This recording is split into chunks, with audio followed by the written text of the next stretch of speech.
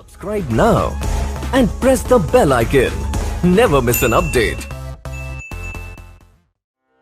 प्रसंग 46।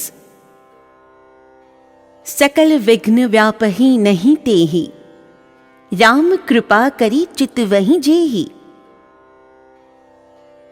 અનંતપુરવાળા રમેશ ભૈયા એક વખત બસમાં ઉજ્જૈન જઈ રહ્યા હતા.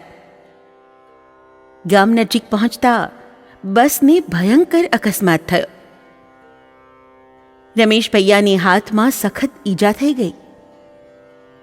ગામમાં પહોંચીએ તરત હોસ્પિટલમાં ગયા. ડૉક્ટરે હાથ તપાસી ગંભીર ભાવે કહ્યું, ઓપરેશન કરી હાથ કાપી નાખવો પડશે. રમેશ ભૈયા હતાશ બની ગયા.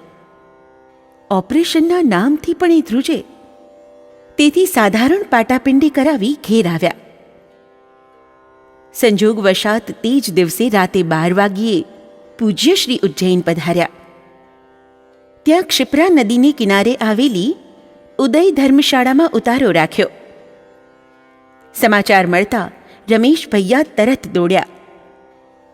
એમના હાથ પર બાંધેલો પાટો જોઈને પૂજ્યશ્રીએ પૂછ્યું, યહ ક્યા હૈ? રમેશ ભૈયાએ બધી વાત કહી સંભળાવી. પૂજ્યશ્રીએ કહ્યું, લાઓ દિખાઓ તો તુમ્હારા હાથ. એટલું કહીને પોતાનો વરદ હસ્ત ધીમે ધીમે ઉપરથી નીચે સુધી ફેરવ્યો. પછી બોલ્યા, यह पट्टी ऐसे ही बंधी रहने देना, हाथ इसी से ठीक हो जाएगा.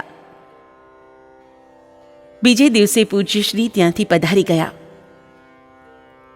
પૂજ્યશ્રીના ગયા પછી રમેશ ભૈયાએ પોતાની જન્મોત્રી એક જ્યોતિષીને બતાવી.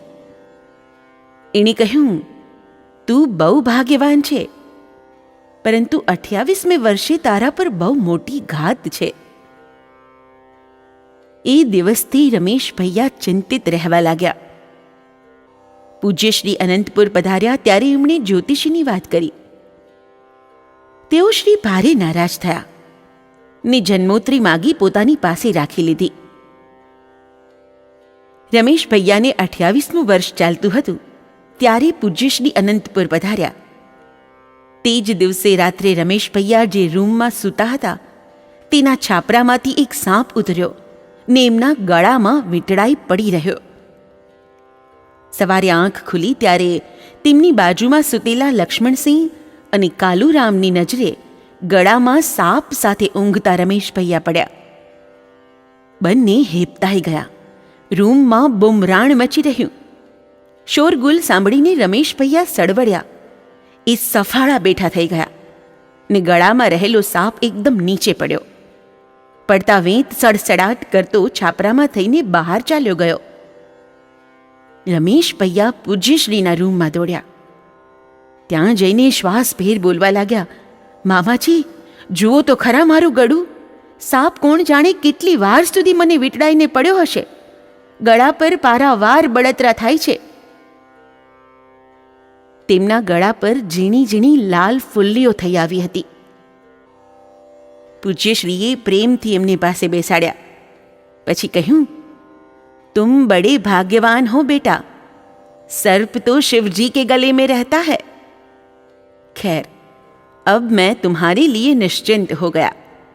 बेटा अब कोई तुम्हें पत्थर से मारे तो भी तुम नहीं मर सकते.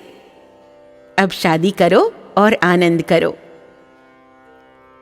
ચંદુબહેન પૂજ્યશ્રીની સાથે હતા. એમણે પૂજ્યશ્રીની આજ્ઞાથી રમેશ ભૈયાને ગળે લગાડવાની દવા આપી. સર્પ બિચારો કરડવા તો આવ્યો, પરંતુ પૂજ્ય શ્રી ગુરુદેવના રક્ષા કવચે એનું મોઢું સીવી નાખ્યું હતું. પૂજ્યશ્રીની કૃપાથી સર્પદંશની ઘાત ઝીણી ફોલ્લીઓમાં ફેરવાઈ ગઈને રમેશ ભૈયા બચી ગયા. जितने तारे गगन में उतने शत्रु होए, कृपा होय श्री राम की बाल न बांका होए. सर्वे त्रह सुखिनः सन्तु, सर्वे सन्तु निरामयाः, सर्वे भद्राणि पश्यन्तु, मा कश्चिद् दुःखमाप्नुयात्. जय गुरुदेव. જય Siyaram. Subscribe now and press the bell icon. Never miss an update.